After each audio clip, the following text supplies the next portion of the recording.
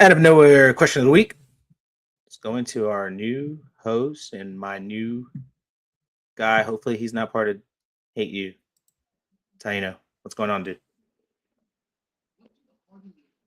I can't hear anything. You can't hear anything? Log out, go back on. All right, so we're doing the intro. We're going straight in. No, there is no intro.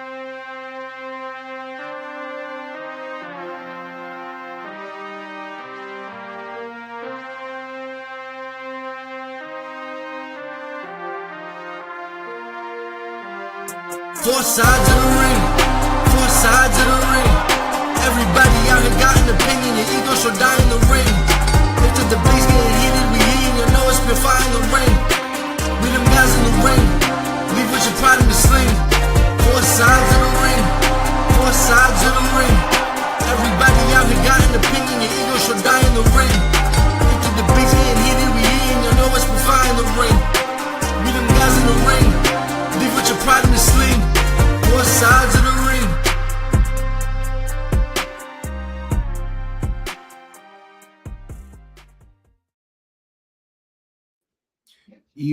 Marcus, you still want to get that out of nowhere off, brother? Yeah, I guess I've been gone for too long. I don't know what happened there. No, you're fine. So I know. Do you feel like Tommaso Ciampa was disrespected by dropping the title so fast? Oh, good question. Honestly, no.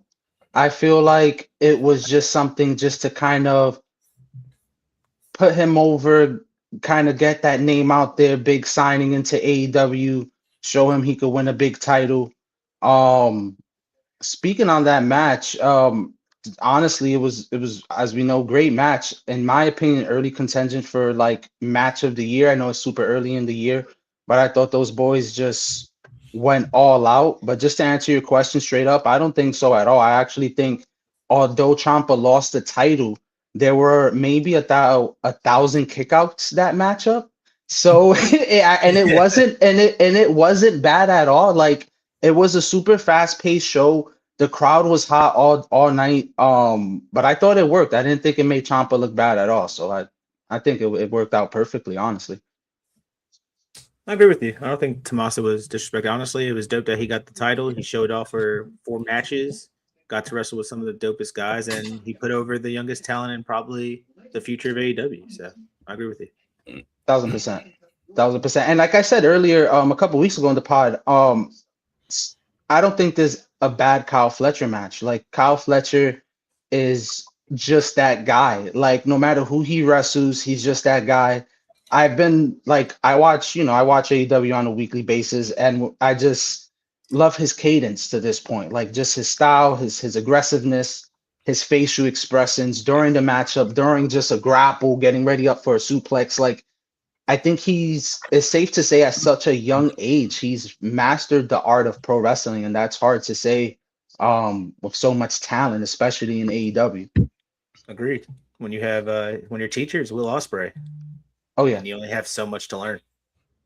1000%. It's nuts, right? Now listen, that boy good. I don't think there's any other way to explain Mr. Kyle Fletcher. But welcome to another episode of Four Sides of the Ring. You see, I went to North Carolina. I knocked on Marcus's door. I was like, "You on?" His wife and the 2 kids, they jumped me, but I survived. You know what I mean? I started playing some Bad Bunny. And I was able to make my way back to Staten Island to get this episode out for you guys. It's me, your boy, China, whoever you need me to be. I'm here with the founder, Marcus. Finally got him back for episode. I don't know about next week. Don't ask me.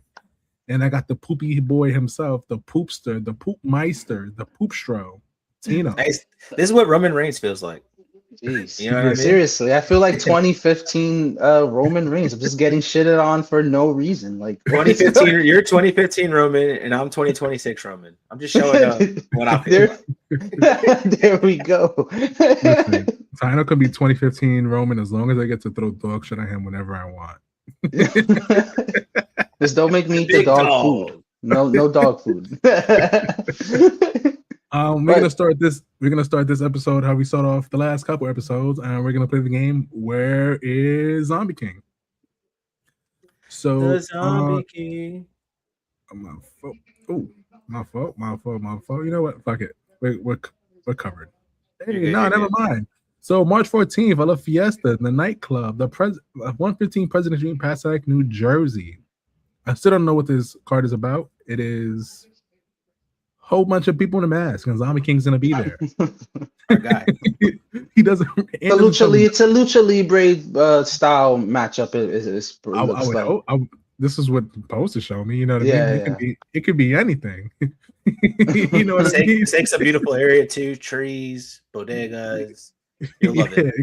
It can be anything. Yeah. But first row VIP is $30. Second row is $25. Joint admission is $20, and kids are $10. What else is? And that's ECW. ECPW. Oh, this was last week, but whatever. Anthony showed with a new belt in the group chat, so I'm assuming he lost, and it doesn't. Yeah. He doesn't know how to tell me, which is heartbreaking. He doesn't want to disappoint you. It's hard, you know what I mean? I'm there in spirit in all his matches, and I can't. We have get a pro wrestler on the podcast, and he doesn't want to disappoint us. So he's like, I can't tell these guys I lost. Like, I can only pull up with championships. What are we paying for all this? You know what I mean? Like, why are we sending them out there to go chase his dreams? That's right.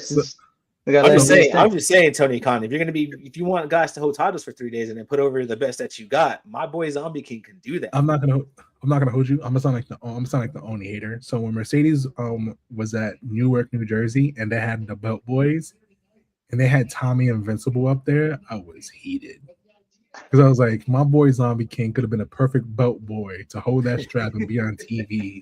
Instead, they had poopy Tommy Invincible. With or without the mask? With or without the mask, if he was holding the title. It doesn't matter. And I don't mean to shit on Zombie King, not the Zombie King, Tommy Invincible, because he's dope. You know what I mean? I'm happy he's got his success. But my boy Diego in my group chat, oh my God, he be sucking off Tommy Invincible like he's the second coming of Ric Flair. And that shit it does not sit right with me at all. It does That's not. hilarious. That would But be back to where it is. Saturday, February 21st. TCW presents The Devout. It's gonna be at Waretown Fair, New Jersey. Doors open at 6. I think on this card, Ant finally showed us the whole entire card. And if you guys pay attention to any type of things, Lance Anawai, part of the Fatu Anawai family bloodline, is on this card. I think this is his first match post WWE contract. Mm-hmm. So this is a dope one. And if Can you don't know, can you say ex-WWE star? Ex-WWE star? Yeah, why not? He was signed. Listen, if you was there, you would star, baby. That's what Yeah. If you there, you would star. That's very true. And we'll be facing Robbie Romero. Like I said last week, Robbie Romero, your lunch meat, brother. It doesn't matter. The Zombie King gonna bring you to the Zombie Land. You know, I just found out why he calls himself the Zombie King, and I've been asking him. I think I asked him this the first time. He didn't give me an answer. He did not give me an answer, and I was actually really disappointed. I was like, "Why you call the Zombie King?" He was like, "Don't worry about it. I'm too cool." I was like, "I get it, gangster. Cool." Apparently, during a match, his heart stopped for a full minute. Oh, and wow. they got him back on and pumping, and that's why he calls himself the Zombie King. Oh, God bless. I fuck with that. That goes hard. Like Netram says from his job, support indie wrestling. Yes, I was just about to say, always support your indie wrestling. As always, support Zombie King, but always support your local indie wrestling. It's important. It's always fun to see. I'm gonna actually try to make it my business to go on Friday the 20th to go see Outlaw Wrestling in Brooklyn. I believe Carl Anderson and Luke Gallows are on that card. So if I am in attendance, I will be posting on Twitter, so you guys could see a little bit of Outlaw Wrestling. So yeah, support your local indie wrestling. It's super cool, and always support Zombie King. Fly, first class, coach, ride the bus, walk there. I don't care. Go watch the Zombie King. Go buy your beer or not. Who knows? Who knows? Tell him the bad guy sent you. Who? Yeah, I miss that gimmick so much. I do want to start this week with WWE because we have an El Grande problemo. And when I say that, I mean obviously El Grande Americano. It's so bizarre, right? I don't know if you guys or anybody really watches AAA like that, but El Grande Americano, Ludwig Kaiser, is a superstar in Mexico. That man can do no wrong. He is kissing babies. He is shaking politicians' hands. He is super over. And then his stateside, it's just crickets and just like they entertain him, you know what I mean? But like they don't love him how they love him in Mexico. In Mexico, Not as over. Love him, yes. But then you get Chad Gable who comes back super over in America, and then fucking don't give two shits about him in Mexico.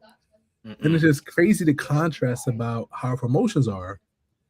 And I think it's also that way because you saw with Alberto Del Rio. Oh my God, superstar in Mexico. But if you was to bring him back to WWE, there would be no love for that man at all. So I want to get your guys' opinion on a Grande situation. What do you think the long-term plan for this is?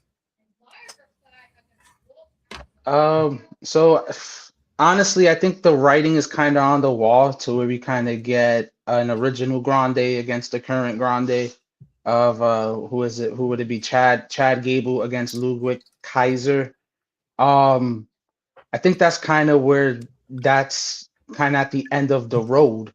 I personally, I know there's kind of some backlash to it being like I don't know, the gimmick, the stereotype. Maybe it kind of reminds you of the Mexicools, kind of just disposing talent, because I think it's Tyler Bate and like Pete Dunne under the mask. And in Mexico you had Psychosis and like Super Crazy, and they were kind of just wasted away in like a gimmick faction. So I think that's kind of the negative for it. I think if you get the mask off those guys, get them into a storyline somehow, some way, and have a good result with Gable against Kaiser, maybe one removing the mask from the other, kind of just to put an end to it, because I like it's entertaining, but I think it's been dragged on a little bit too long. So that's kind of what I think of that. What about you, Marcus? I think it's I'm not sure if it's dragging too long. I think what separates the two, especially in each country, is like we always say, is like wrestling's about connecting with fans, right? And Ludwig being bilingual is what helps him put him so over in Mexico. You know what I mean? Like Chad, that's the one thing Chad couldn't do. He tried to do it, but it was like corny. It seemed like he was making fun of them. So with Ludwig, it seems natural. It seems like, okay, he really wants to do this. He really wants to be one of us, but he's really putting on for America. And Chad said it's because we like Chad and we knew it was Chad. So it was like, all right, let's put over Chad. Let's see what Chad can do. And it was funny then. I kind of agree with Ty in a sense. We have to break it off. We have to come to an end. So how do you do that? A match versus match, maybe match versus match. But I don't want to see that like Kid Zero says right here, match for match could be a huge Mania match. I don't know if that's a Mania match situation. Maybe Triple Mania. But either way, I think you got to keep Ludwig under the mask, and Gable comes out of the mask. That was my next question. Who gets to keep being Grande? And the thing has to be Ludwig. Both of you guys have great points, but like you said, Ludwig, he's out here singing. He's out here singing songs. You know what I mean? He's killing it, bro. It's a great point. He speaks the language, and then like with the WWE universe, we kind of grew with Chad Gable from like the Shardy GJs, just seeing the evolution of Gable, man. I think we all feel that Gable's super talented. So just to get him on TV every week, I feel like is why we love seeing him. You know, whether if it's super obvious that it's him under the mask or not. Like Marcus said, it's a different connection that the WWE fans have with Gable compared to Ludwig, and same with like AAA to those stars. So it's definitely a good point. I do want to touch base on what you guys said about Pete Dunne and Tyler Bates. Unfortunately, I feel like as soon as the moment Pete Dunne's contract is up, he's out.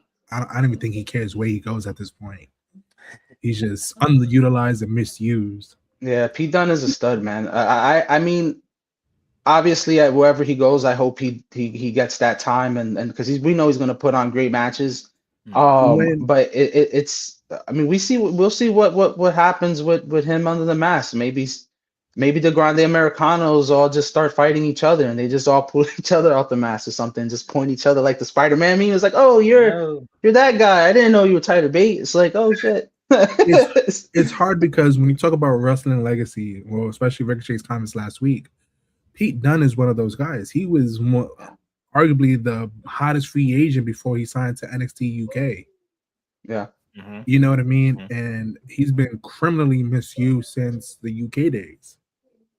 So I just want people to thrive where they want to thrive at. And I think Tommaso Ciampa from the Out of Nowhere question is a great example. It's been a couple matches, but Ciampa can wrestle the type of wrestling that he wants to do that benefits him. Mm-hmm. Yeah. But ultimately, I do see this being a mask versus mask match at Mania. It's going to be extremely underwhelming. And it's just going to be there. And Nitram, it can't be a different person under the mask, because have you seen Gable? He's jacked. Yeah, he is. He looks like Chad Gable ate Chad Gable. Bro, it doesn't make sense. My man is super. I will say though, I don't feel wherever the match is held, I don't feel it would be underwhelming, although it would be a gimmick match for sure. I think those guys are great wrestlers, and I know you're not into like the technical wrestling channel, but those guys would, I think, put on a technical clinic. Gable, as we all know, he could go. Ludwig is great, so just to see those two guys go, I think it'll be great. So I'm actually kind of looking forward to it. But with that being said, I also kind of would like to see it come to an end already, just so I could see all four of those guys kind of, go their own route, do their own thing, especially if it is bait and done under those masks. Ram says that's what makes it funny. Remember, Ludwig Americano was never originally a different Americano. They gassed it was the same guy. They did. They definitely did. And I was running with it too, like knowing it was someone else. I'm like, no, that's fucking Gable. I know that's Gable. Like I was just going with it because it's just amazing. Yeah, but that was amazing. He's talented. Bro, Gable was always bigger than Ludwig. It was just nuts. It was just nuts to see like visual wise. You know what I mean? Yeah. It was just super funny when the American Alpha, whatever the hell they're called, they saw him and it was like, it's not Gable. But they had to co-sign it to keep things going. We're ready on Raw. We're ready in Raw, so let's talk Raw. I think very underwhelming episode. I feel like WWE right now kind of doesn't know what to do with anything except try to build for WrestleMania as obviously as they can. Did you guys see the report that WWE, they had a meeting with TKO to try to lower WrestleMania ticket prices because they're not where they want to be at? Wow. Ticket sales wise. Didn't see that. And then TKO said, nah, we're going to keep them right where they are.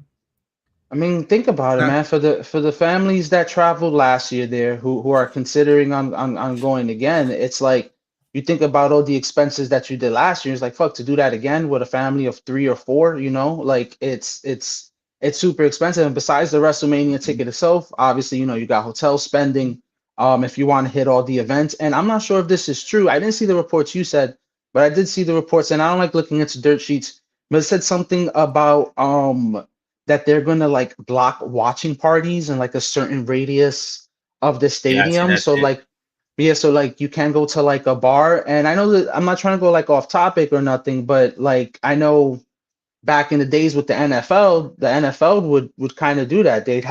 They would okay bars to broadcast the Super Bowl or an NFC Championship game so they could get more viewership. It's about getting viewership. It's about money being spent. So I'm not too sure what the WWE is doing. They're kind of pricing out the real fan, it's kind of course up. They want to make an experience like the UFC is, but could you imagine if all the sports were like, bars, you can't show our games, who the hell's going to a bar anymore? You know what I mean? No, seriously. and let alone, I mean, I don't know, man. It's really weird what they're doing. Like I get it, it's more corporate now, but make it a little more friendly. It's not about being friendly. WWE will never be what TKO really wants it to be, because wrestling has too many highs and too many lows to be a consistent money-making machine. And right now, Triple H looks like a savant because they're making money.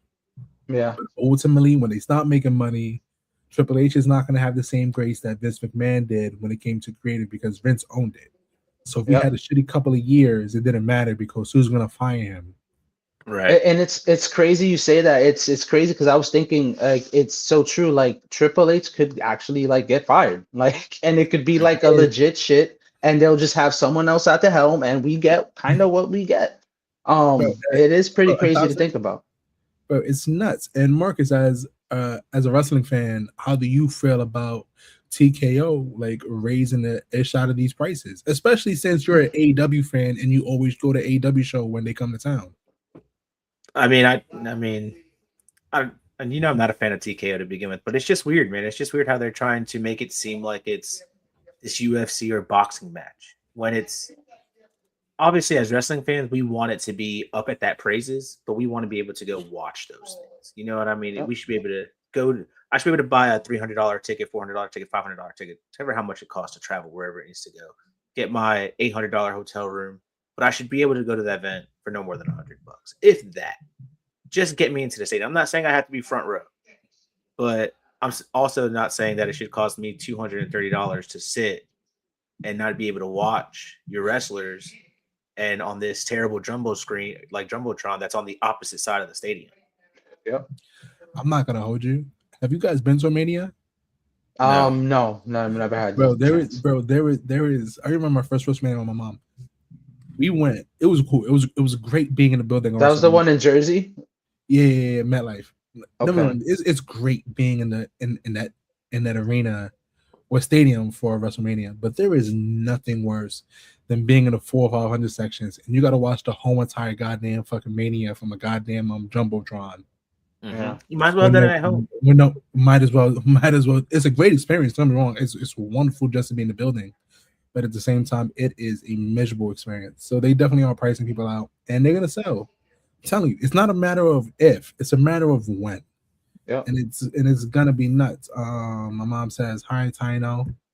We got NetRam saying how they're gonna force that. They're gonna send scouts to bars. They're gonna send Ronda Rousey. And whoever the UFC world champion is, to every single bar in a 50-mile radius and just beat the shit out of people for 45 minutes straight. It's going to be the Zombie King's initiation. They're going to be like, Triple H is going to be like, go to every bar within 50 miles, Zombie King, and make sure they turn off Mania. And you know Zombie King is going to get it done.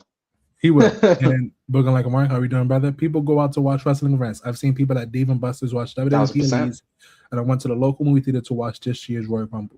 That's a great point. Dave & Buster's does promote the wrestling, the PLEs. And I haven't gone to one yet because my wrestling fandom is private and special to me. You know what I mean? Actually, I don't cheer for the same people they cheer for. Yeah, it might depend on what state you live in because my Dave & Buster's, they do AEW pay-per-views. They don't do any. Oh wow. I mean, you're in the wrestling county, so it makes more sense. So it makes sense that we do the wrestling show, right? Yeah. You guys are doing entertainment. How you guys handle snow was entertainment enough. You're right. If you know, you know, right? If you know, fucking nonsense. I was like, "What do you mean you're down for 2 weeks?" Fucking nuts, man. So my main topic for this show was I had my good friend at Booking Like a Mark coming with this because it was outside of AEW. This was a slow wrestling week, and I was talking to Mark, and he brainstormed it, and I thought about it. He had a really good point. So let's talk women's wrestling. For a while now, all the big four PLEs, the specialty matches that have both men and women, War Games, Royal Rumble, Money in the Bank, Iron Survivor, for example, the women's have always outperformed the men. Always. So the point where the women on NXT are the forefront of the show, right? I don't think they're the forefront, and the men are whatever's going on with the men is going on with the men. It does not matter. It is what it is. Like Joe Henry's the NXT World Champion, and that's cool. But I'm more interested to see what's going to happen on the women's side and see who's gonna take the strap off JC Jane. Yeah, I agree, especially with so go ahead. I'm sorry. Yeah. No, so but you're starting to see that switch on the main roster as well, especially Raw. The women are starting to become the forefront of Monday Night Raw. You have Liv Morgan, who's in several storylines at the moment, running around with Roxanne, doing also multiple of things. You have Raquel in the world title picture, which she lost, but she was. You have Rhea Ripley and Io Sky, two of the big women in that division as tag team champions. Mm-hmm. You have Becky Lynch putting over young stars and trying to make more stars on her way out. You have Charlotte Flair and Alexa Bliss in a tag team. Like, Charlotte hasn't really had singles competition in a minute. You have Lash Legend and Nia Jax. You have Sol Ruka on the come up. You know what I mean? You have Zarya doing her thing in NXT. You have Blake Monroe. The women of WWE are carrying heavy. And obviously, we lost Naomi when she was just hitting her stride due to pregnancy. I hope you guys are happy and healthy. But the women are finally taking over WWE. They're running an NXT program. The women are the forefront, and whatever happens with the men is happening with the men. Yes, is it amazing to see CM Punk and Roman Reigns at WrestleMania main event? Also, they announced that match super early so they can help sell tickets. Let's be honest. But I had to throw that in there. But the women are now the forefront of Raw, and it's looking like that is going to happen. And we're going to get onto the AEW side as well. I do want to touch base on the AEW side and how they handle the women's division. But as of right now, what are you guys seeing from the women's division in WWE? Well, personally for me, you kind of hit all the points, all the names. Like literally all the names that you mentioned are all stars. And the men's division is a little weak, especially kind of storyline wise. I feel besides the big money matches in terms of the mid card in the men's division, I don't think there's really much going on. Even with the acquisition of like Matt Cardona so far, he's not really doing much. And I thought that would have boosted the men's division, especially in SmackDown. But bring back to the woman and to his wife, someone like Chelsea Green, who's someone like as a mid carder, where I'm interested in her story to see, her push, her ascension in a way, because I feel like she needs to be taken a bit more serious. Then you have someone that you didn't hit on. I'm super interested in Natty, not Natalia, but Natty. Although there wasn't really much of a matchup between her and Maxine, I feel it was more of a story to kind of facilitate the AJ and Becky angle. I thought it was great underlying to see what we get from Natty. I'm digging the women's division. I do watch NXT almost every Tuesday, so seeing what those women are doing down there, I'm a big fan of Jada Parker. I think she's actually on the come up as well. But it's just so many to name, and I dig it. It definitely makes me interested to watch, especially NXT, just to see what the women are made of. Marcus, what are you seeing from the women's division? I mean, we'll touch the AEW side in a second, but what do you see with the? Just to piggyback off of what both of you were saying, I mean, I just think what makes women's wrestling so great right now in WWE is just it's really consistent. I mean, all these women are just so consistent in everything that they're doing, inside and outside of the ring, promos, everything is great. Some other names I just want to shout out there, like Maxie Dupree's been killing it. She's been awesome. She's been learning some really great things. Julia's been doing really great things. I know storylines for her has been a little slow, but mid-card division and women's, like outside of the main titles for women's divisions, has been really good too. How fun is watching Rhea and Io Sky tag team together? Every time they're in the ring together, it's great. It's magic. I think WWE has been killing it. And I think it's also because these women are having fun. They're not sweating it as much as the men are sweating it. You know what I mean? Like they're trying to figure out how Roman Reigns and CM Punk is going to sell out a $60,000, $60,000 seat stadium. Where the women is just like, I feel like since they had that demographic of like, well, people don't come watch us anyway. Let's just throw our bangers and let's be consistent. And fans like us, wrestling fans, are like, yeah, these women, they're fucking killing it. And listen, you're exactly right. Some storylines are slower than others, especially for Jade, right? Jade is the WWE Women's Champion on SmackDown, but since she won the title on November 1st, she hasn't defended it once. A lot of people were like, "Oh, she hasn't defended it in over 100 days." That's not the concerning part. She hasn't defended the title At all. The title has not been defended, and it's kind of like, are you trying to keep her fresh for WrestleMania? Like, is she battling an injury? Is it just not working out for her? Like, what's going on in that aspect? And then you look over on the AEW side for the women's division, and they're thriving as well. You had Kris Statlander, who was the champion till literally yesterday. She solidified herself as a main event player on AEW. She solidified herself in that big three conversation with Toni Storm and Mercedes Moné. She won the title. It's actually really funny. She won the title in a fatal four-way against Toni Storm, Jenny Herter, and Tekla, right? Her first title defense was against Mina. She defeated Toni Storm in a one-on-one to really solidify her run. And afterwards, she defeated somebody she wasn't able to defeat in Mercedes Moné. And then she defeated the previous initial queen of AEW and Jamie Hayter. Then she had Tekla, and then Tekla ran it back, and she lost in a strap match. It was a good match. But on the flip side of it, you have Mercedes, who was the AEW champion, AEW TBS champion. She lost to Willow. That almost blanked me for a second. You know what I mean? Kind of blanked me. That's how you know I've been talking to Brandon too much. I still think Mercedes is the TBS champion. And then you have Willow once again as the women's champions with Harley Cameron. But you also have Toni Storm doing whatever she wants. You know what I mean? Because it feels like now they trust other women on the division. Before, when the women's division wasn't going right, they put the world championship right back in Toni Storm's hands, and she made magic out of it. And they weren't able to do anything for a while. When she lost the championship to Saraya at All In a couple years ago, Spear did absolutely nothing with it. Toni Storm got the strap back. They gave it to I'm trying to blank what was her name before Blake Monroe. Mariah May. Mariah May went out All In. Beautiful storyline, by the way. She won. And that was that. You know what I mean? And then wasn't able to drop the ball with it. Some contract issues, so she dropped the strap earlier than expected.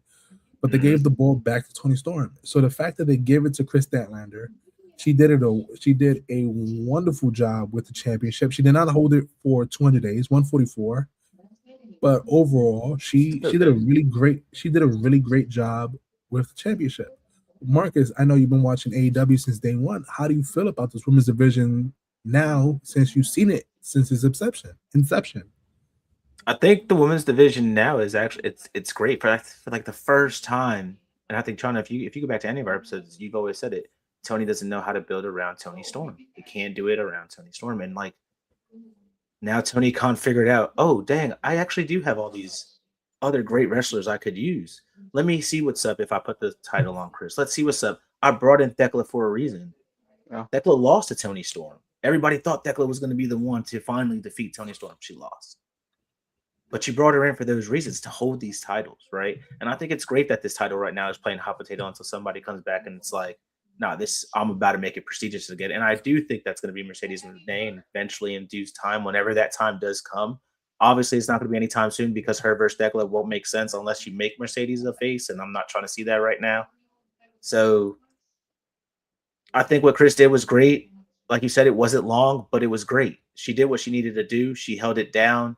She had great matches, and the people that needed to put her over, put her over. She got those names. Toni Storm twice, Mercedes Moné. Now Thekla took that title from her, and she's going to run. And it's going to be great for Thekla because she has her little minions and her tag team to help her out. It's kind of funny how I had no idea who Thekla was beforehand, but I knew exactly who Julia Hart and Sky Blue was, obviously. But, Julia Hart is amazing. Julia Hart is great. A wild card name.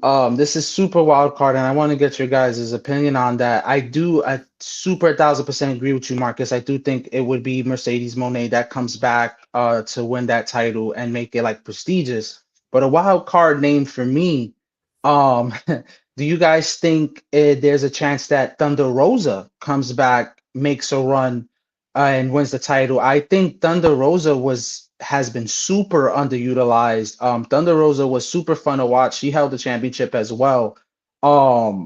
She had, like I just said, man, she hasn't been used. I love watching her work. I know she was battling injury. I don't know her status or anything like that, but to be real with you guys, just me being just a fan of hers, I would like to see her at least back in like contingency. Maybe not to win the title, but at least a contingency. And I want to get at least Marcus's take on that. What do you think on Thunder Rosa? Maybe coming back, showing face. Man, I think I agree with you. I think Becca or Thunder Rosa she's a great talent. She's amazing in ring. She can cut a promo. My only issue with her is that she tries to do too much. Where I feel like she feels like we're not behind her, and we are. As fans, we really are. We just want to see it be like we want it to be natural. You know what I mean? And we want her to be the champion. We want her to hold those titles. But the time she did hold it was boring. Wasn't fun. It wasn't cool. She's one of those wrestlers to me where it's like it's cool watching her be in that scene, like you said, but chasing it.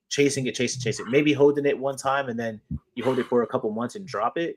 But she's just, if my brother was here, he would say a boring champion. He's over here saying bring back DMD. Yeah, they did have a great match. Do not bring back DMD. Whatever happened to her? She said like a thing to and listen, she's just gone. Listen, I am bitter. The Hernandez brothers lied to me. It was like, at all in, you're gonna get a great breaker match. I was like, you guys are liars, but okay. And I was the match was dog shit. Nah, but ultimately, if you think about the early days of AEW, the women's division doesn't hold the candle to what it is today. You know what I mean? Right now, the women's division of AEW is something vicious. Even to the point where Deonna Purrazzo, she went to AEW to make some noise, and she's kind of like in Ring of Honor now, just surviving, head above water. Yeah. It's not about talent. My fault. Let me get this off before I give you peace. It's not. I don't think it's about more talent because obviously, if you can be in the square circle and do your thing, that's already half the battle. You know what I mean? You're 75% of the way there. But at the same time, the current women's division on AEW is just different, man. They're sickos. Like Sky Blue loves doing death matches. I've never like where they find these people at. You know what I mean? That is true. Yeah, they're a different level. Get your piece off, brother. No, I was gonna say, man, like we're just talking on the women of AEW. I would like, Megan Bayne. She's up and coming. I think she's 1,000%. I love Megan Bayne. And Penelope Ford too. Her little tag team partner. Like I just feel like no, she's back. She's not. I guess not physically wrestling it, but she's like she's coming out in the ring again with no help. She can walk on her own. So speaking on like the woman, I mean it's kind of it's like a mixed tag team. It's Tony Storm and Orange Cassidy against the Death Riders Wheeler and Marina. That's a shaving your hair match. I mean that's not many women are gonna want to do that. Which member of the Death Riders? Wheeler Yuta. Wheeler's going bald. Wheeler Yuta. So, so just kind of, just adding on to what you're saying, man, like Tony and Marina just putting themselves in that kind of matchup. And they're going to take bumps from the guys. Like they're going to get slammed by them. I'm pretty sure they're going to try to hit the guys with like their finisher. So it's great to see like the mixed gender matchups and them go against each other. You don't get that in WWE. Yep. And Shafir's a good shout too. Shafir's also, I feel like she'll hold the title one day too. 1,000%. She's a badass. You know what it is? I can see Tony Storm going bald for a gimmick. You know what I mean? I mean, she said in her promo, if she goes bald, she'll grow her hair and be the baddest bitch to ever go bald. She said something along those lines. It's also mad funny because I can't see Orange Cassidy going bald, which is telling me Wheeler Yuta is going bald. It's not even about Marina at this point. It's about Wheeler Yuta. It's about Wheeler Yuta. He's like the danger doll that you see in the craft cart dummy. That's exactly what he is. Whatever they want to fucking try to do. Who do you think will try this? We know a guy. Yeah, we got him. The other guy retired because apparently he was down for a fixation. Listen, last week's episode, Netman was going crazy talking about retirement matches and how AJ Styles deserved better. Daniel Bryan did not deserve to get choked out by a plastic bag in his last official wrestling match. It helped the story. Well, it would have helped the story if they followed up better. Yeah, attempted murder really sells her. I mean, listen, at really, this really point, sells listen. Now he's we're calling at- commentary on their matches.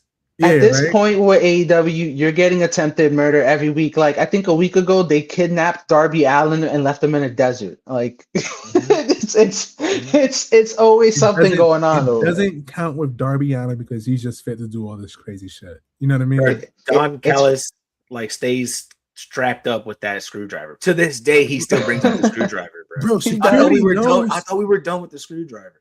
Bro, security knows he has it, bro, and they That's what I'm saying, bro. they Just never let him walk take it through. from him. I mean, he probably pays them. That's Don Callis. He probably gives them some money under the table. Let me bring the screwdriver in for my guys, and they let him in. Yeah. Darby Allin brought a Yeah. flamethrower, bro. Who's security? We gotta talk. To this guy. Listen, I tell him if you guys want to be disappointed by your security team every single week, that's how I mean my guys. We will gladly disappoint you.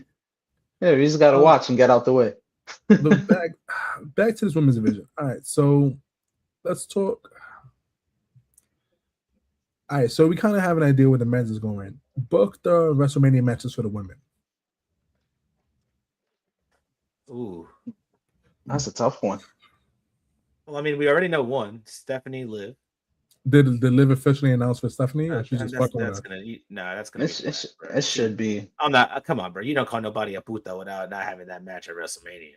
Yeah. I'm not gonna hold you. I don't think there's enough love for Liv in the world for Liv to face Jade and for that to sell WrestleMania tickets. But you know what I mean? I don't. Right. That's what I'm saying, bro. Nobody Does it? you know what I mean? I'm not trying to see Jade versus Liv. That doesn't excite me, So No, it does. Liv versus It Steph is definitely definitely doesn't. the match. Jade is it's interesting, though. Jade is interesting. It's tough to kind of book kind of thing ahead of WrestleMania because I feel like so much is going to change. But at least on the SmackDown side, I believe maybe we get, because I believe Tiff won on Friday. I think she won to qualify for the Chamber. So assuming she wins the Chamber, maybe you get Tiff and Jade with the Bianca return. What part 3, 4? I mean, if we're going, listen, if we're going Kyle Fletcher, Mark Briscoe 7 on Saturday, why not? Because that's a good match. That's a great. No, I'm not saying it is. I'm just saying. I'm just spitballing. You're the type of person to like paint one. To watch paint dry, aren't you? Run it back. You're a sick man. I would be cool with the returning Bianca Belair winning the Elimination Chamber and coming after Jade. I think that's the only person Jade could. I think honestly, I think ultimately, like whoever wins the Chamber, again, assuming Bianca doesn't come back during the Chamber to win the Chamber. I mean, I don't know. But like if she, you know what I'm saying? Like I think whoever she's gonna come back to fight Jade at Mania. I think that's like the clear view. I want to shout out my boy Nitram because he never watches our show on Thursdays when he's working because he's always sneak watching TNA. So I appreciate you, brother, for actually watching this tonight. That means a lot to me that I know that you care. That means a lot to me. What if WWE brings DMD for the Elimination Chamber? Oh God! Oh my God! Let's go! Let's go! It'll just be like Chano and a handful of other people. I don't know how many people. Are you saying Britt Baker versus Jade Cargill at WrestleMania co-main event night 2? Oh, just to shit in TK's face, just to be like, "Fuck you." All right, so now we have the. That would be funny. All right, so we have the women's kind of figured out. What about the mid card? What's happening for the mid card for Mania? Oh, mid card for Mania. I want to see some fun. I want to see like a ladder match or something like that. Give me a tables match for one of those titles. You could get AJ and Becky in like a gimmick match for the IC chip, because I feel like that's kind of where they're going with it. I mean, AJ's been back for a couple months now. She needs a matchup. Might as well go against Becky. Let her win the strap. Why not? We'll always be happy to see AJ win, especially if Punk is still champion. They're both champions. It works out perfectly. You never would have seen that 10 years ago. So That's happening in Elimination Chamber. AJ Lee versus Becky Lynch. Becky Lynch, yeah. But they could probably run that back from Mania. That makes the most sense. I think it's safe to assume that the women's tag team match is going to be a it's going to be multiple women. Yep. That'd probably be the ladder match. yeah. That'd be dope. The Bellas, Rio, Lash and Nia, Charlotte and Bliss, Asuka and Kyrie saying, there we go. Listen, guys, don't get old. My memory is clearly failing me. I'm still waiting for. I mean, it's always fun to see. It's real funny seeing Kyrie and Asuka like interact. But I'm kind of waiting for Kyrie to snap and just kind of, enough, and just kind of like let them kind of do their own thing. But it is fun to see. Asuka, I think, is just too great to be doing what she's been doing with like the tag and kind of being whatever's going on with that. I want to see Asuka more in the singles matchup. I agree. She's a good. Yeah, well, Marcus is biased. He has a tattoo of her mask literally on his arm. That is true. That is very, very no, true. doesn't change the fact that Asuka is great and she deserves, but just to see her back on the singles path. And we will be back soon. We are going to commercial break. What's up, my fellow bad guys? Just when you thought we were down bad, Brandy's here to pick us right back up. Thanks to our partnership with SeatGeek, we got good seats and great prices. New users can score a fantastic $20 off their final ticket purchase by using the exclusive promo code 4SIDESOTR at checkout for any event. That's 4SIDESOTR. Tell them the bad guy sent you. Listen, tell your tax guy at HR Block that the bad guy sent you and see what he says. We got another commercial.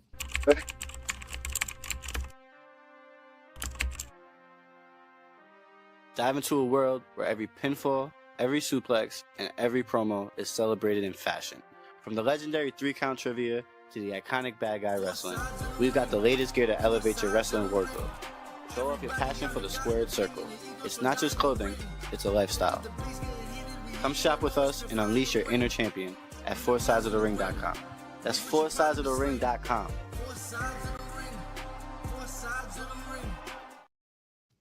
Shout out to our boy T-Face for making that intro song once again. But yeah, man, listen, I play back-to-back commercials because that's the only time I get to hear Brandon's voice since he left the podcast. Said he doesn't call me no more.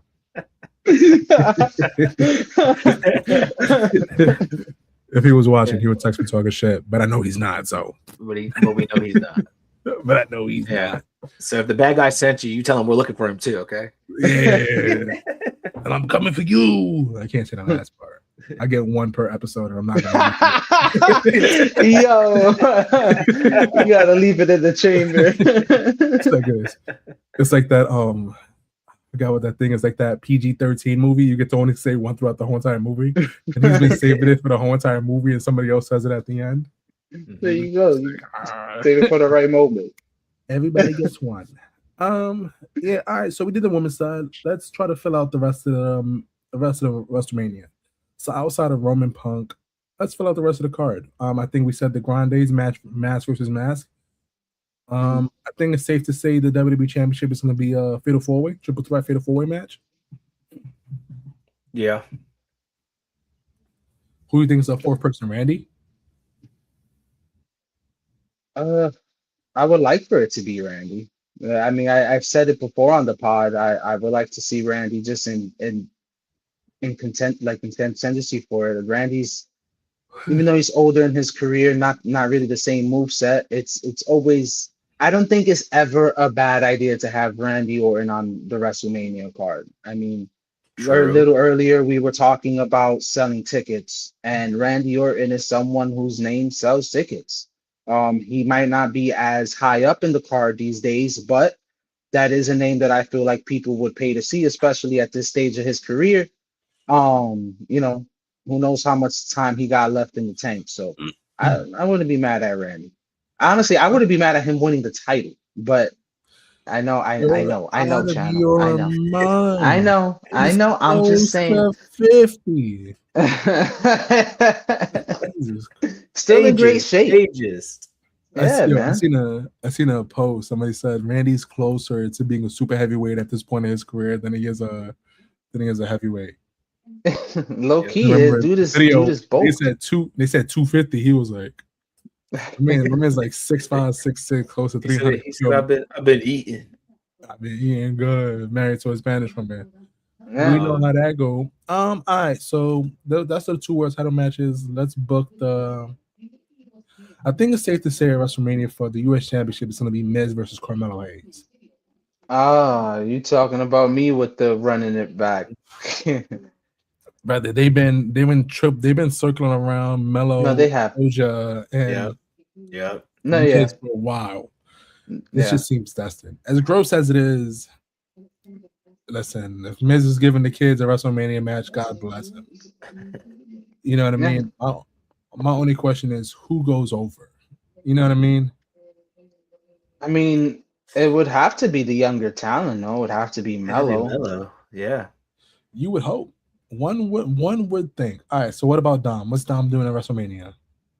See, I was gonna fantasy book and just be like, what if Liv was playing that she was gonna pick Steph, and then she gets Dom into the Fatal 4-Way match, and then she picks Jade Cargill, and then Dom and Liv are running SmackDown.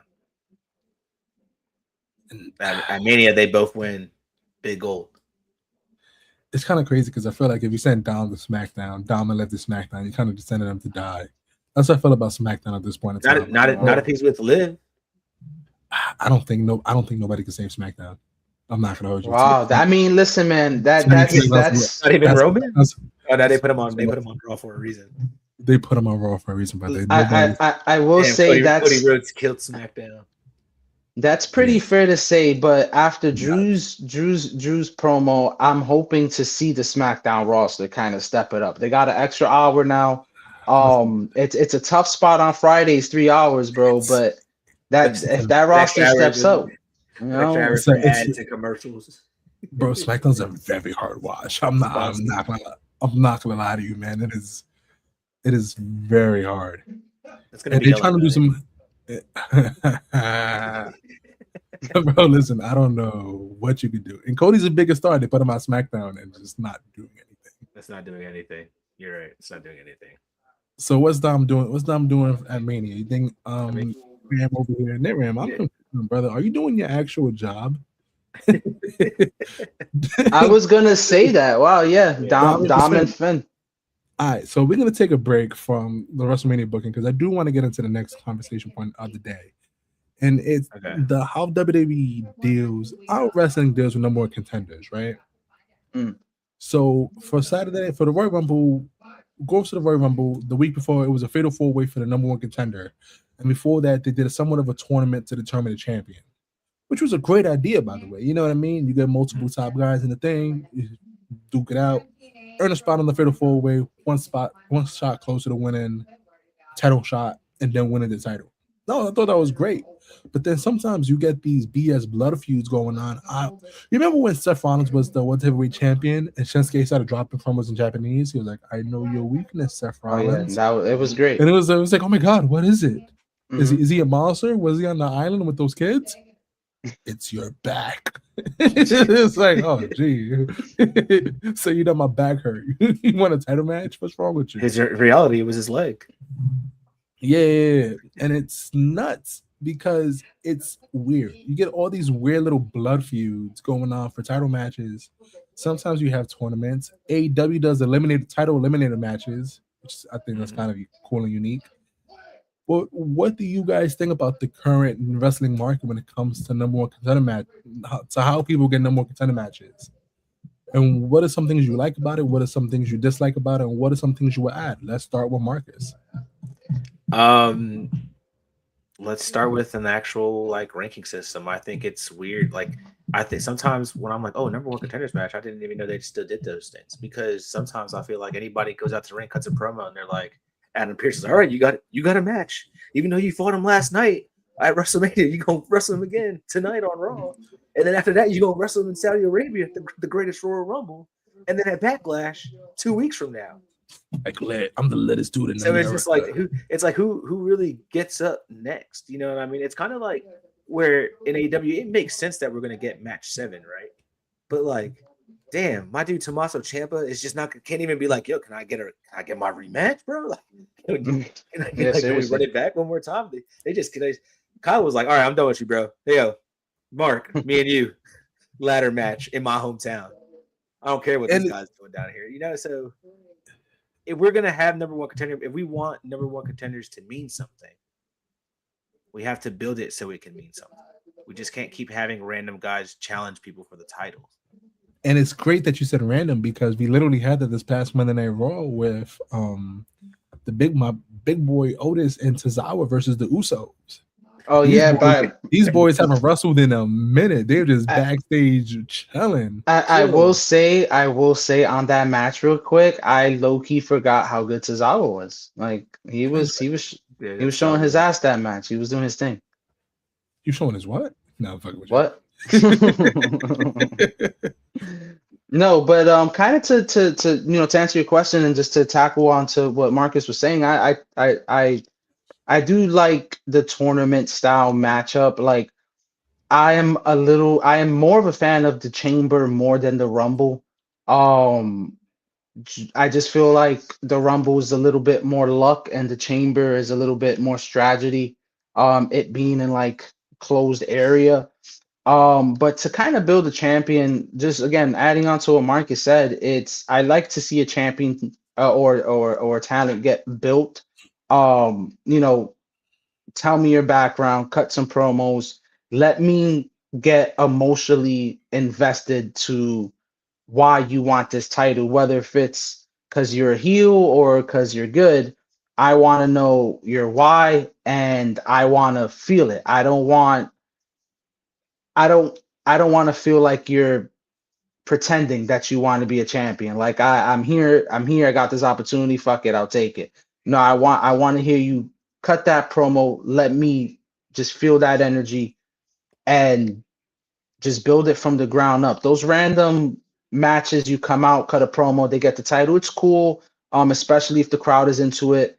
But if I'm not emotionally invested, I could kind of care less for the match, even if it's a 5-star matchup. NetRam says eliminated matches make sense because if you lose, you never get a shot at the champ while he reigns.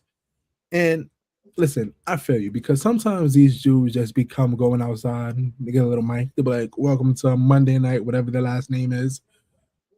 And it's like, you, generic champion B, I've hated you since you came out your mother's womb. I don't want the shot at the title because I seen you in the back sniffing diapers. And I don't like dudes that sniff diapers. That title belongs to me. And screw these fans. And generic champion B comes out. He was like, I only sniffed diapers 2 times because I was kissing a baby and because of a parent asked me to. You know what I mean? It's very generic, and then it sucks. It's not a great way to go about it at all. That's kind of where I felt like WWE dropped the ball during Roman's title reign. I was gonna say Roman's reign, but during Roman's title reign, because if you know he's gone for months at a time, you can hold these tournaments often. You know what I mean? If you know he's not gonna come back for like 2-3 months, you hold a nice little roster-wide tournament to see who gets to face him. Because everybody's promos against Roman was, oh, you can't win without your cousins. You suck. You're gone all the time. You're a part-timer. And it's like, gee, brother, this guy stinks. So wow, you know what I mean? But it felt so much better and it would feel so much more authentic if these people actually earned their title shots in these tournament matches. And plus, it's a great way to book other people. Yeah. You know what I mean? It's a great way to do so. Rick 8-Bit says rankings make sense, and since WWE can't book storylines, it makes sense. I'd love to see the Chamber be for the women's tag titles. Make it different. That would be different. That was nuts. He said, crowning number one contenders is one thing. Establishing credible contenders is the challenge. Did we expect Alpha Academy to win the straps? Do we really think Ben Fowler can dethrone CM Punk? And the answer is no. You know what I mean? But the answer could be yes. If you told a story right and you didn't say that the match at Mania was Punk versus Roman Reigns night 2. You know what I mean? Like, you already decredit Finn Balor like that. But if you didn't announce CM Punk Roman Reigns and you built and you focused on CM Punk Finn Balor and tell the story of Finn Balor winning and saying, I'd rather fight Roman Reigns because In reality, I'm supposed to be the number one guy. That's supposed to be my spot. Too bad I dislocated my shit in a match with Seth Rollins. But let's not forget, I was the guy. I was handpicked to be the guy to put this company back on the map. You know what I mean? And things happen, and it sucks he got hurt, and Roman just got that push, and Seth got that push, and other guys got that push, and Finn Balor got left behind. But you could build that story, and you could. That's your way to turn Finn face. That's your way to get him out of the Judgment Day. There's stories you can build, but you can't build those stories when you're making these matches for something that's 3 months away. Yeah, it's hard to have the crowd bite on it. You know what I mean? Especially as an adult, we know what money draws. Punk Roman Reigns, that's a money draw. Roman Reigns, Finn Balor don't got that same allure to it. You know what I mean? Unless you're telling me, unless you're telling me Finn Balor's coming out with the Bullet Club, or he's Demon Balor. Yeah, Brock Lesnar ate up Demon Balor. Yeah, you know what I mean? If Finn was to get a big matchup, I'd prefer as just Finn Balor. Like anything Bullet Club, like I feel like it's such only so many people know, especially like WWE fans. Like most WWE fans are like casual; they just watch the main product, and most don't even watch NXT. And then everyone obviously knows the Demon, but I like the Demon, but I always felt like it kind of discredited him as well because it was always used like as a superpower, you know, like a power up. So I never really liked it. Agreed. It's rough because the main reason why I stopped you guys at Dom versus Finn at Intercontinental Championship at Mania is something Mark said, establishing credible contenders. Because if Finn Balor goes off 2 world title matches, 2 back-to-back world title matches where he loses, and then he's automatically the number 1 contender for the Intercontinental Championship at WrestleMania, that kind of hurts Finn in a sense. Like, okay, like since you clearly can't bang with the big boys, right? Here's Dom. You know what I mean? If you can't handle him, right? You're just you, my boy. You know what I mean? You discredit him. Rough. You discredit him a lot. And to bring back Rick Bitt's point when he says, to bring Punk right off the bat, if that's what you're going to do because you want to sell money, then don't make the match with Finn Balor. Give CM Punk that night off. But it's so you're obligated to give CM Punk a match elimination chamber. Then you're shooting yourself in the foot because now nobody needs to watch that match because we already know the end result. I will say though, Sami Zayn versus Roman Reigns in Toronto was incredible when we knew Roman was coming out that match though. Yeah. You know what I mean? Yeah, Sami turned me into a believer that night. I will say this, I'm sorry, Chano, just real quick. This may sound maybe a little stupid because it just came into mind, but like I was just kind of thinking like if you really want to pump Finn up, I'm sure these are like 2 different things, but if you want to pump Finn up, maybe you make Finn the masked man. I mean, I said it to Chano a couple weeks ago before Theory was revealed as the masked man. When it was just like reports that it might be Theory, I told Chano that I was concerned it might be a little underwhelming. And I just fear that it'll be the same thing if you pull out the mask and I can't even think of a name, but just someone that we don't really care for. Like if it's Finn, it's like, oh shit, what the fuck? Like this is just out of left field. Kind of like AEW, like the lights on, lights off. It's kind of, at least to me, it's kind of like same shit, So kind of change it up a little bit. I just wanted to throw that out there, if it was like Finn and the Masked Man, I think that would be great for him. In a sense, I agree with you, like with bringing Finn out of JD. And in a sense where you said, that you want to see Finn Balor. I think if you're gonna pull Finn out, like I want to see Finn Balor, solo Finn Balor, just doing his thing, professional wrestling. Yeah, you know what I mean, and just killing it, and just doing. Let us get Finn Balor. Let us get the wrestler we know can bang, because we know he could do it, and I think they know he could do it. They got sorry ass writers. That's all I'm gonna say. It is Finn is one of those guys, but I don't think he's at the point he's just content casting a check. You gotta get him. Like he's a little older. I think he's in his low or mid 40s. So you gotta get him before body starts to break down, physique starts and does, because he looks like a star still. If anything, he looks better now than he did like 8-9 years ago. But wear and tear. Bro, my man's got a 26 pack. It don't even make sense. Like, seriously, bro. You know what? It's crazy. He learned all those New Japan Pro Wrestling secrets to keep your body young no matter how old you look. That's a lie because I seen Tanahashi's last match. My man was struggling. I seen him Tanahashi live in person. My man was struggling. Apparently Tanahashi wasn't listening to old boy. You know what I mean? It's all about lifestyle. It's slow lifestyle. They got a great diet over there. What are we talking about? Nah, yeah. So that was why I stopped there, because back to Mark, how to establish incredible contenders. You know what I mean? It's just because you say Finn versus Dom and Mania, it's like, oh yeah, Finn actually has a chance to dethrone Dom. Especially Dom hasn't had a little match in a while. And it's kind of like, okay, what is Dom's theory? Who's winning the belt after Dom? Because if Ober family really is Raw bound, he's gonna hold that championship for a while. Listen, if he upsets CM Punk in Chicago, and your main event of night 2 is Roman Reigns versus Finn Balor at WrestleMania. Because we said it. You said it earlier. We talked about it earlier in the show. WWE went to TKO to lower prices. TKO said no. We got this. And they announced Roman Reigns, CM Punk immediately for night 2 to help with sales. What do you think all those people are gonna do with their refunds if they find out the main event got changed to Finn Balor versus Roman Reigns? You know what I mean?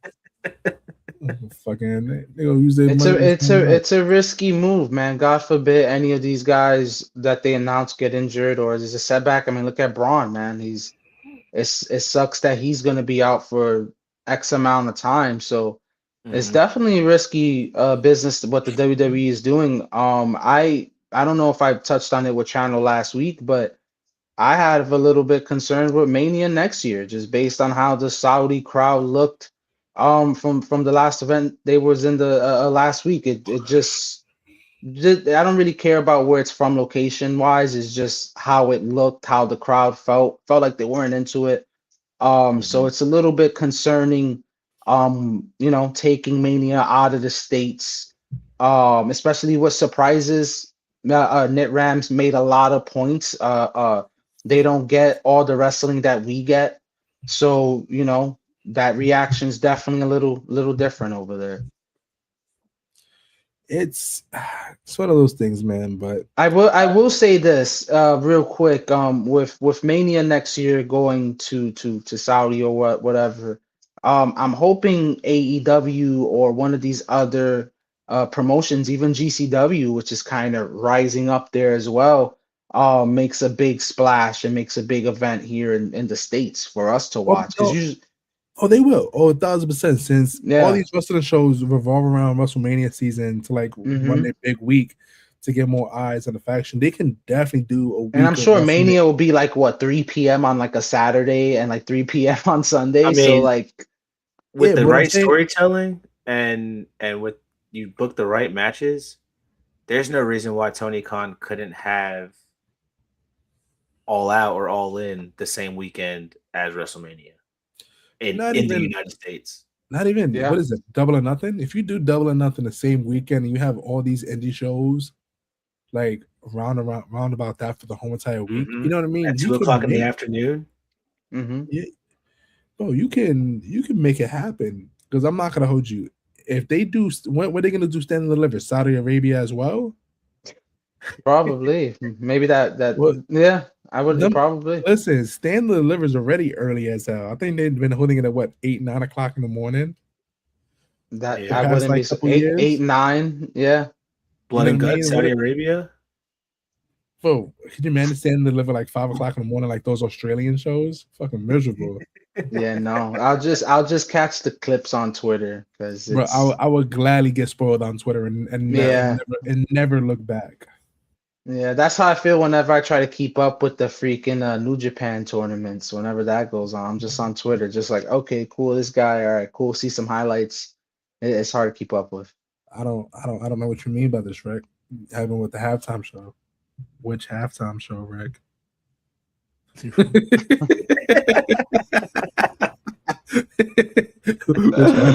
which halftime Answer show correctly, Rick. Or the Dean of Hate You is going to have to look at your application just a little bit closer. Is it? I'm not. Unfortunately, we do have pure racism as coursework, so he'll be fine. Nah, if I go to listen, I get it. All right, so back to fleshing out the rest of the card. Okay, so what are the non-title matches that will be happening on this card? Do you have a non-title women's match that could potentially make this card? Oh, so I keep saying her name because I'm gonna just keep advocating for her. Natty versus ex wrestler. Don't care who it is. I want to see Natty. Again, this is not Natalia, who we've been watching for over 10 years. This is Natty. This is a different person. At least that's how I would like to think of it. Am I a criminal just- if I say if I'm a criminal if I say I don't care much for Natty? I was in And- my criminal if I was gonna say Maxie versus Natty on the pre-show for Natty's career, she loses. Wow, that would be insane. No, I'm just Gunther honestly Gunther versus Natty at WrestleMania 42. freaking TJ comes out, just, Career just killers coming makes it for a Natty. handicap match. No, but honestly, couldn't say who, but just give me Natty versus somebody, even if it's a younger talent, even like just give me Natty. Just a fan of Natty, especially this is a different persona. This isn't Natalia. doesn't So I matter just what- want to see more of the badass. Sucks. Rick 8-Bit says Obafemi versus Brock Lesnar. I'm only okay with Too that if soon. Lesnar is putting over Obafemi. If you write Too it for soon. Lesnar to beat Obafemi, God. I don't want to watch that. Too soon. That'll happen. No, I too agree soon. with you. No, it's not too soon. Lesnar's on his last run. Yeah. If Oba's fighting Lesnar, Lesnar's got to put Oba over. Well, Yeah, it's a it has has to. to happen. It It has has to to happen. happen. But they haven't But- Lesnar's taking out It has tag to teams happen. at this point. You know what I if mean? you have if you have him lose to Gunther, what's this for Mania, right? So Yeah. if you have him lose to Mania and then he loses to Gunther and I believe is it what SummerSlam because he's in Minneapolis, does you think that hurts Gunther in any way? Like discrediting Gunther, Lesnar taking 2 major L's and 2 major No. PLEs? Lesnar's a dominant beast. It doesn't matter. Because last week we were talking retirements, right? So like Cena won a majority of like his matches in his retirement tour, and then Lesnar, who I'm sure is going to be booked way less, to have him lose, let's say 2 out of like let's say his last 3 or 4 matches, and them being PLEs. Maybe do we look at Lesnar a little differently instead of Oba and Gunther over? Nah, just look Nah. at Lesnar No? as just being old. I mean, Oba's a freak of nature, man.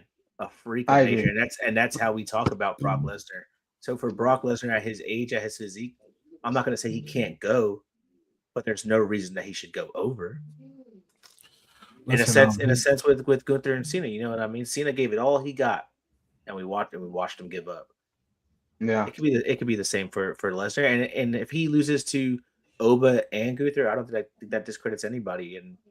And honestly, it'd be shouts out to Brock Lesnar for just putting both those guys over. Yeah. I agree with that. Any loose topics we wanna jam about this week, gentlemen?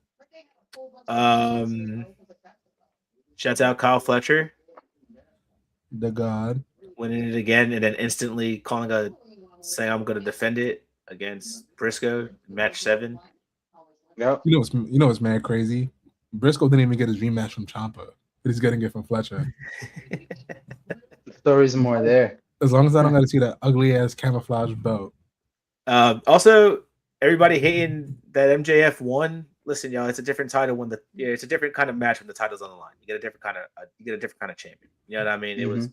He lost a contenders match. You saw that coming. It was meant to happen, but it's different when his baby's on the line. Yeah. Just touching on it, in a couple was Saturday is the AEW matchup. There's 2 matches that I'm actually really looking forward to. Moxley, I believe, defends his title against Takeshita, and that should be a really good match because I mean it's fucking Takeshita and Moxley, like just 2 dogs, right? And I think I mentioned it earlier, maybe before we went live, but I'm looking forward to Hangman and Andrade. I think there's a stipulation for that matchup. I believe they get a title shot at Revolution, if I'm not mistaken, the winner of the matchup. So there is some big implications. Don't quote me on that, but there's potentially some big implications for that matchup on Saturday. So I am looking forward to this Saturday's card.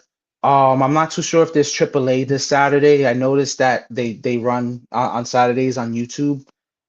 So if there is, I'll definitely get into that. But yeah, I just wanted to shout out Saturday's AEW show. I'm looking forward towards that Moxley match. Yeah, should be a good one. Yeah. I mean, whenever Takeshi get in the ring, you know it's something different. Moxley, man. And you know what? You know what it is, bro? Moxley, to me, he matches style for the most part. Like whatever his opponent is, he could try to match that style, and it's always fun. Like he could go brawler, he could try to go submission with you. Like, and he loves that shit, you know. Like I love watching Mox. Chana just refuses to believe it. Oh yeah, 1,000%. I do not see the allure of Jon Moxley. And I tell you what, last thing, before we're just touching on Saturday, I believe that's also the MJF Brody King. I think that's the title match, I believe. I think we all kind of know MJF is gonna win. I think it just depends. I just hope no matter what happens after this matchup, we don't get like Brody King is like now like not buried, that's the wrong word, but we don't see him in that title picture anymore, because Brody King to me is super over. The people love him. And I would love to see him with a title at some point that's not a tag team or like trios, you know, like Brody's fun to watch. Brody's fun to watch, and he could go. Bro, I agree. Talk about tag team. What the hell is Buddy Matthews? Still hurt. Mm-hmm. Speaking of tag team, I believe the Young Bucks won yesterday as well. So that was pretty fun to watch. So always watch out to the Young Bucks. We talking about AEW tag teams. I think Marcus is excited that the exclusive function is back. I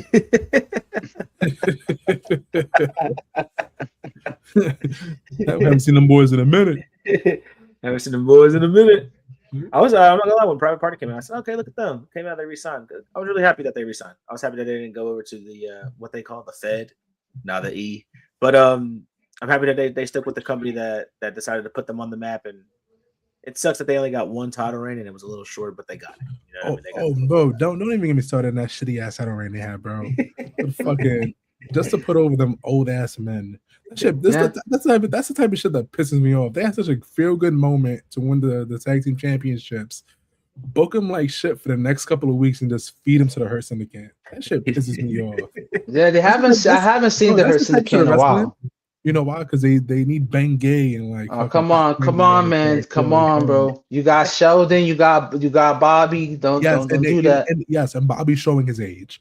Just because Bobby still looks 25 does not mean Bobby still moves like he's 25. Oh, so speaking of which, I forgot to mention. So I believe that the matchup that we had yesterday with the Young Bucks, who was it? Young Bucks, Radicals, Private Party. I think that was the #1 contender matchup. So I believe they Young Bucks now have a matchup against FTR. So I didn't want to fill them. Yeah, once again, I just wanted to mention that since I was on that topic. Yeah, it's another title matchup. So is this the 100th time already? Oh my god! Listen, do you know what it is? That's the second time they're doing it after the They're backstage. They're like, "Hey, we go run it back." Yeah, they're showing they're showing the clips of them like from the first two matches. Like, oh my god, the Carnage! This is gonna be a slobber knocker. The third one sucked. They put the filter to make it look like super young and everything. I think they're building a library for like the best tag team rivalry. Maybe I don't know, but this is really like the 15th match. It's already the best rivalry, their tag team rivalry they probably have on there. I don't want bro. Stop it. Don't you ever disrespect the Bullet Club Gold and FCR feud. That was a match. That was a match. We're talking about. It was two matches. Rivalry. No, we're talking about two matches that were beautiful. It was a beautiful match. Fucking nonsense. For the 5th time in history, we have FCR versus the Young Bucks. This is gonna be amazing. Fucking dog shit ass. All right, Tony Schiavone, I see you. Yeah, right. Sounds just like Tony. Bro, I fucking hate it. I hate it. Oh my god, I want to like the Bucks so bad. I just can't. Chano do it. Schiavone. That's the new nickname right there. Chano Schiavone. Like, this is something we'll never see again in AEW history. 6 months later, we got FCR versus the Young Bucks party. They keep doing it. It's fucking terrible. But you know what? You know what makes it different? You know what makes it different? The GOAT. The GOAT. Tony Schiavone is hilarious. Listen to my boy, the GOAT manager, man, Stokely. Stokes. Fucking love Stokely. Yo, speaking of which, so last week, I believe in Dynamite, he had like a QR code because he was had like a GoFundMe. So I did the QR code, and it said like, I need money, please donate. And then when you click it, it took you to like the AEW website. So I thought that was pretty cool. So yeah, Stoke was cool. If you go to their website, it's like donation raise. It's like $25 million. It's like the most. It's like the most he's ever made in his career and shit. My problem with the Bucks always seem to say a main storyline. No. Listen. The reason why the Bucks won me back over because they were broke. They were doing broke. They had no music for theme song. Yo, it was great. It was. Bro, they had no pyro. Money. There was no pyro. It was nothing. Bro, they had no money for costumes. They had to wear like old gear. It's like they couldn't even get the name card right, bro. They literally got being a jobber over.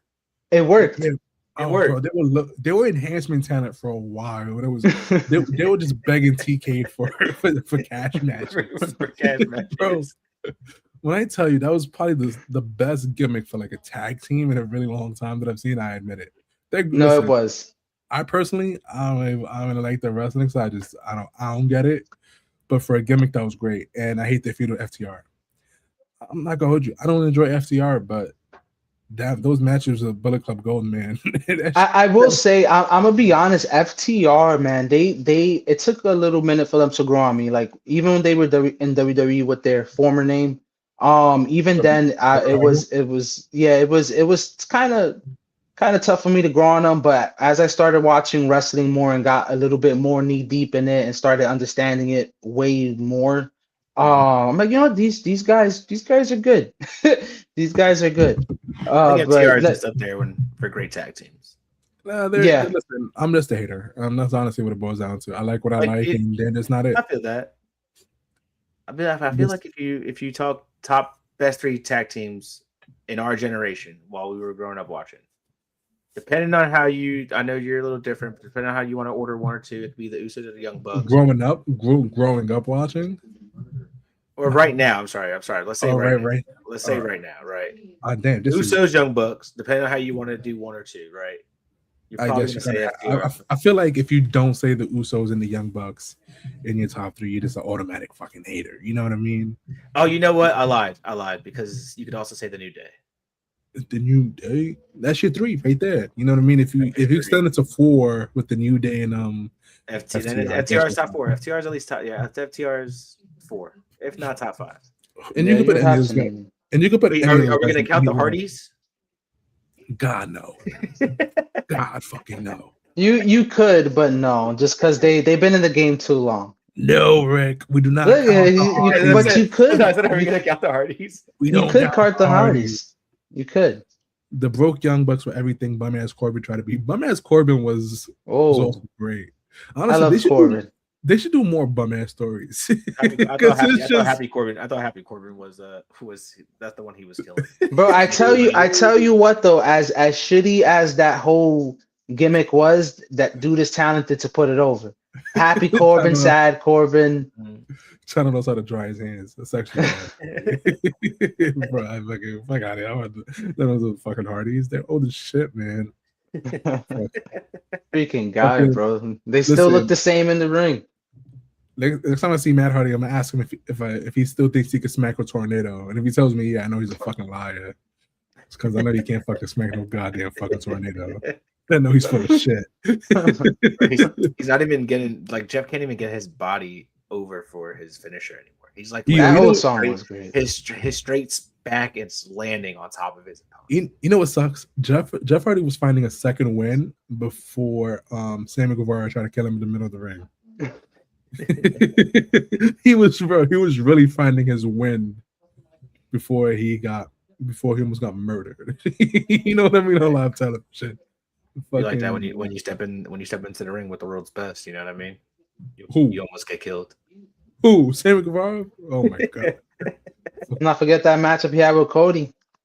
Yeah, he can't. Yeah, That's the last good match he had. Jesus Christ! All right, guys, let the people know where to find you. All right, so me, it is at Boy Dreams King on your Twitter. Still gotta find make a new Twitter.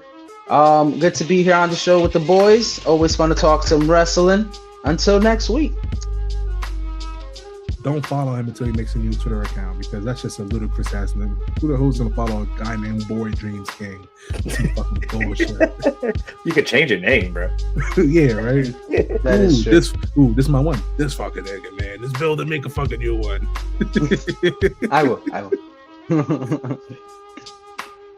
Oh man, you already know what it is. You can follow me at the Founder MH on Twitter. That's really about it. You don't gotta follow me on Instagram because I'm not gonna accept any requests that come through. Listen, ditto. Don't follow me. Don't find me. I don't exist. I'm a figment of your imagination, man. I does not happen. Oh look, you got a fellow masochist. I'll follow any Mets fan. Only orange and blue I know is the New York Knicks, baby. Talk about it. Listen, Real misery recognize breeds misery breeds company. Plus, OKC lost to the Bucks. So We did, but it's okay. And you can find me nowhere at all. I don't want you to follow me. I don't want you to find me. I don't exist. If you do want to follow me, you follow us. A Full Size of the Ring. That's on Instagram and TikTok for SIDESOTR on Twitter. And honestly, the Twitter at this point just let you know when we're going live. And we go live every Thursday. If you don't like that, I don't tell you. And Marcus says, if you don't like wrestling, you're not watching it right. But honestly, these dudes be old, so I get it. Until next Thursday, peace, love, and happiness, and I hope you guys